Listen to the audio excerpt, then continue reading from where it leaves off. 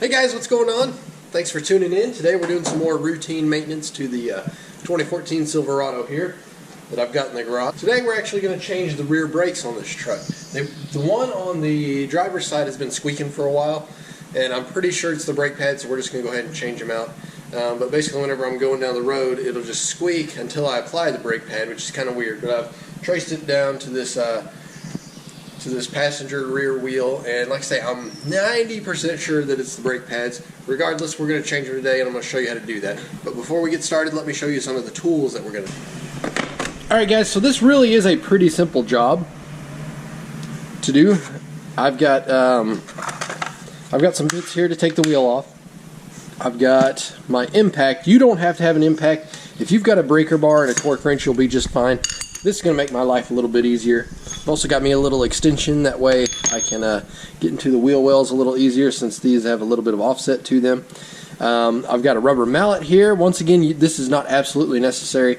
Any sort of hammer would work. This is just to convince those calipers to come off a little bit better. I've got a C-clamp here. This is to push the pistons back in, and to make it easier, since this has dual pistons, I've got a block of wood. What else you could use to the C-clamps. Of course, got my breaker bar here, and I've also got a torque wrench so we can torque the wheels back to spec. Other than that, you need the brake pads, which are not pictured here. I'll show you guys those here in a second.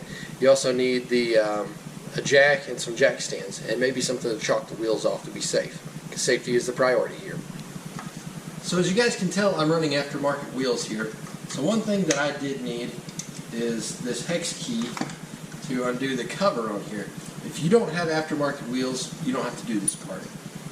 And if you've ever taken your wheels off, you're familiar with what I'm talking about here, but mine has just two little screws that hold this cover on. The rest are fake.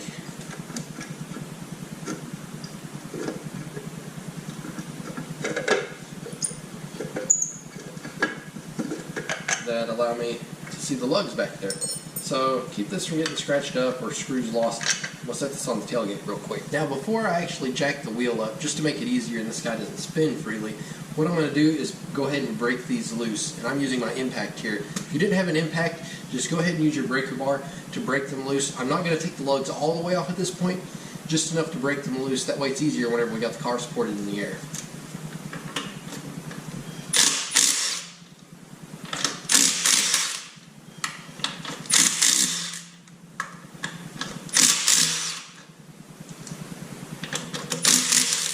And if one or two come off in the process, no biggie.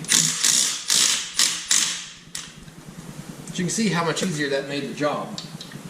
So now this wheel is loose, we can go ahead and jack the vehicle up. Go ahead and put some wheel chocks on. I've got them up in the front right now. So now I'm going to jack the vehicle up, and we're going to support it with a jack stand just for extra safety.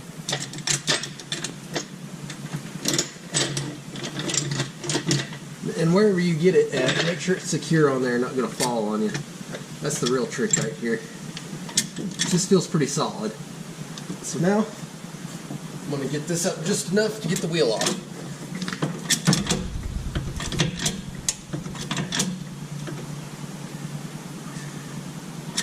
So right there, I've got plenty of clearage. This wheel will spin freely now.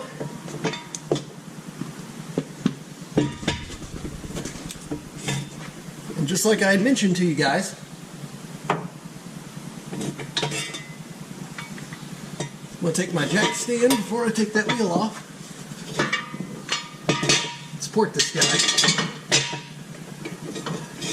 Up in the air, I'm ready to take these lugs off. So I'll just continue to zip them off with my impact here.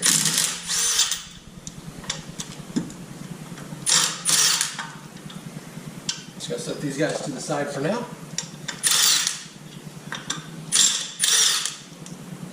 See, we got those off. Just going to remove the wheel, which weighs about as much as I do.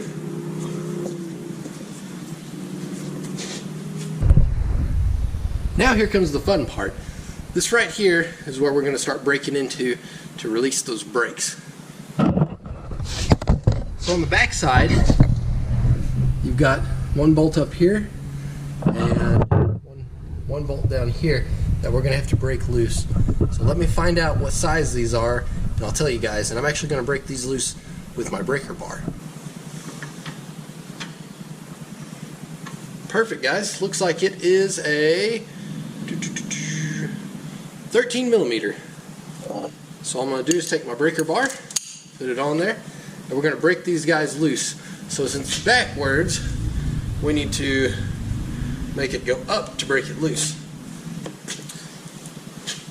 So one thing I'm finding out with these bolts is that there's actually it's actually screwed in here to where whenever you try to loosen this, you've got to have some sort of support, otherwise this nut right here will turn with it. I think it's about a 20 millimeter. I don't have one handy, so I'm actually just going to use a crescent wrench here. I think I can get enough support on it. That way I can break it loose. So basically, I'll put this on the back side, and that way I've got a little support, and now I can turn it and break it loose here. That's much better. As you can see, it's starting to come loose. As you can see, we got it right there. You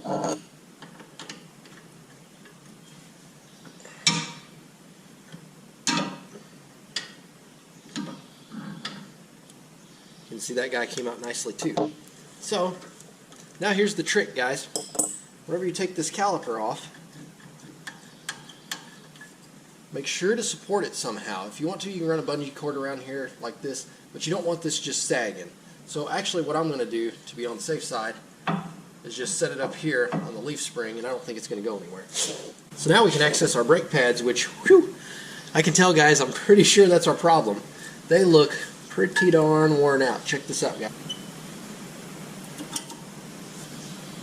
Yep, that would be our issue, guys. Look how worn these are. You can see they're worn past the indicator here, which this is what it was hitting on and causing my chirp that was so bad. So we got the old pads out. Let's compare them to the new. So guys, as you know, if you've been watching my channel for any amount of time, whenever it comes to replacement parts, I really like going with OEM.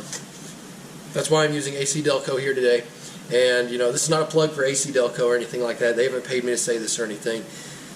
But I do believe that they make a very high quality part. I mean, this is what came on it from the factory. They know what's good for this truck. So unless you're just really into some performance stuff, don't cheap out on brake pads, guys. This is what stops your vehicle. And this is the part number right here for this specific truck. I was mistaken earlier. This is only a single piston caliper in the back. But the cool thing about it is, you can see on here it shows you a diagram of where to lubricate everything. So I've already got them open, and check out the old pads compared to the new ones. So here's the old. Here's the old. See where the indicator is. And here's the new. Look how much more meat this guy has. I'm really excited to get these put on. It also comes with new clips in there. That way you can put these guys on, and it also comes with a little grease where we can lubricate things. I'm going to go ahead and remove the old clips here, which they should just pretty much pull up and out of place. We might as well replace everything while we're in here. You can even pull these guys out, as you can see, and that way you can lubricate in there, which is part of our area showing to lubricate. These look pretty darn good actually, so I don't think we really need to re-lube these, but you're more than welcome to if you see fit. Go ahead and push that guy back in. Put that one back in.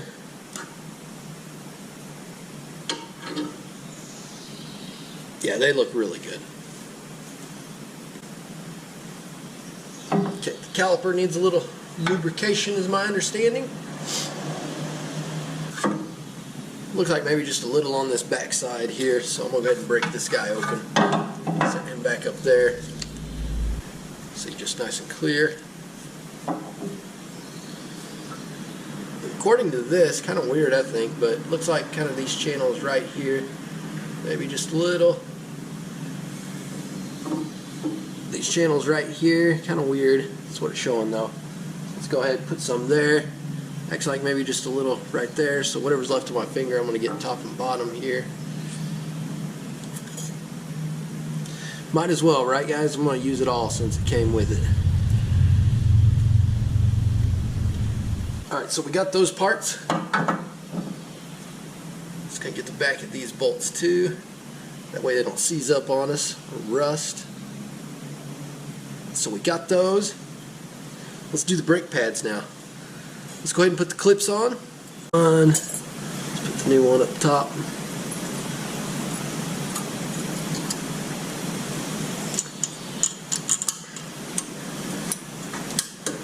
There we go. Clipped in. This guy feels a little loose on this side. Let's grab another one. See if we can get him clipped in place. Whoops.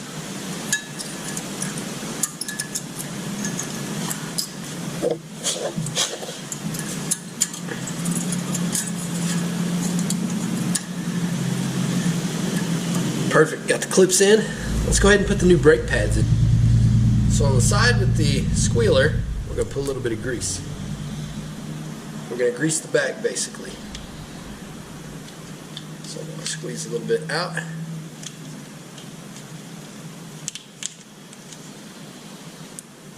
And it don't take a whole lot, guys.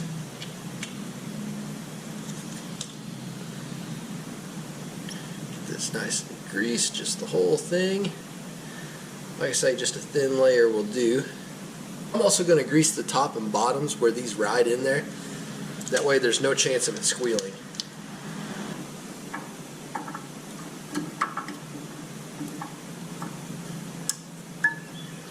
And you'll notice there's little clips, little tabs at the top and bottom. That's to keep them from sliding out. So once you get it in place, you know it's good. I'm just going to take whatever's left on the back of my finger and rub it on this side. Really doesn't matter because the piston's on the other side, but for what it's worth, it's got it on there now.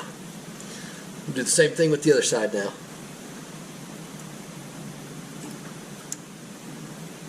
Then clip that side in, which is clipped in. The fun part, we've got to push this piston back in the caliper since we've got extra meat on these pads. And since it's only one piston, we should be able to do that with the C-clamp. We'll put the C-clamp on the caliper like so. Start tightening it down.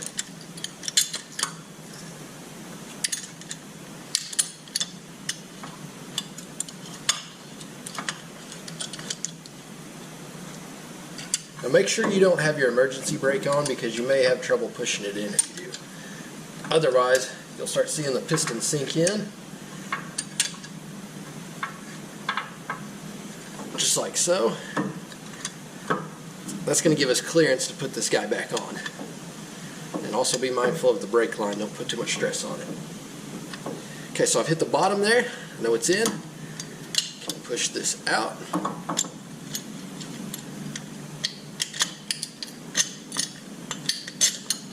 Pull the clamp out. Set this guy back on there.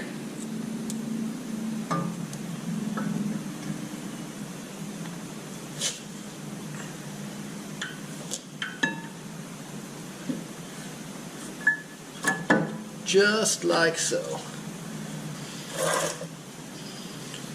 Now I'm going to take our two bolts, top and bottom,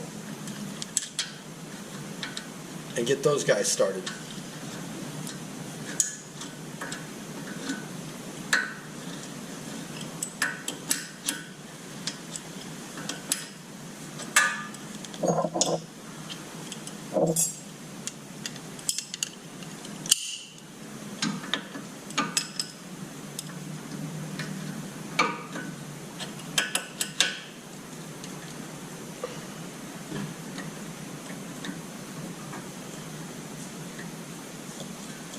Got that guy pretty tight. Let's go ahead and hit the bottom.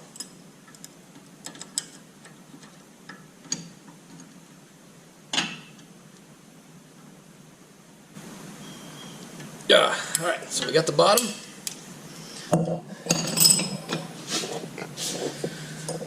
Guys, we're getting real close on this side. Basically, we got to put the wheel back on, and then I'm going to do the other side. I'll be right back with you guys, though. An important thing has come up. My wife has informed me it's time for lunch. So I'm going to take a quick break, and I'll be right back with you. Alright, so lunch was done, and it was good, guys. Now, since we've got this on here, we've still got the vehicle jacked up, we need to go ahead and put the wheel back on so we can get the lugs on. So I'm just going to start picking up some of the stuff that's in the way here. That way we can make that happen. Roll the wheel on over here. Lined up as much as we can here. Get me up off the ground a little bit. A little trick my dad taught me. Get your feet under it. That way you can lift a little easier.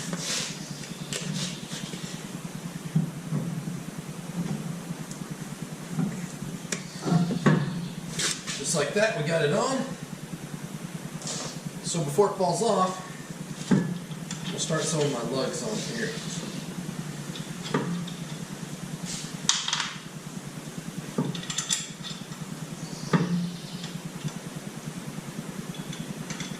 Alright, I got all 6 started.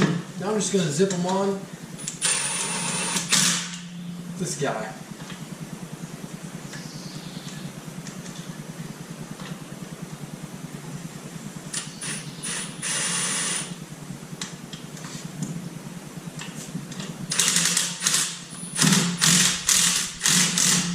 So, since we got the lugs tightened down a little bit, what we need to do is relieve the pressure off the jack, get this guy back on the ground.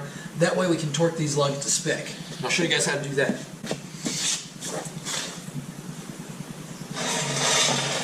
So out comes the jack stand, and down comes the tire. Slowly, preferably. Slow as we can. Pull the jack out. Got my extension here, as well as my cheapo Harbor Freight Pittsburgh torque wrench, which is going to be just fine for the job. I had a cheapo Walmart one that I beat on and used it in ways that I really shouldn't have. So I'm confident this guy here will do the job. So what you want to tighten these down to is 140 foot-pounds, which is pretty much as tight as this guy goes, it looks like. Well, it's got 150 on here, so we're right in spec. So I've got it set to 140 there. And that's what I'm going to tighten these guys down to. This will be the first time I've actually used this guy, so we'll see if it's going to work like I'm hoping. Put it on there and let's do it.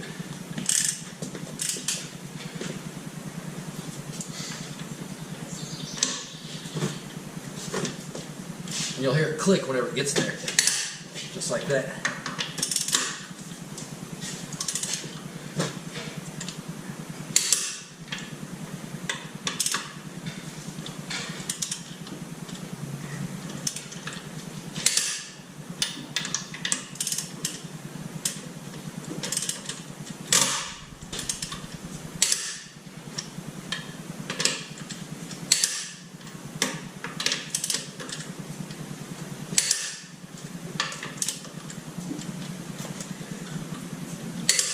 See, I'm probably hitting some of these twice, but that's the idea here. You want to make sure you got them all. Oh, I got that one. And that one.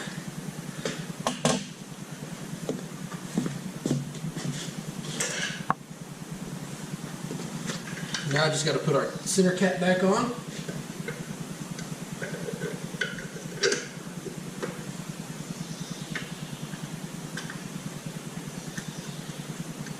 Started on each side, make this a little easier.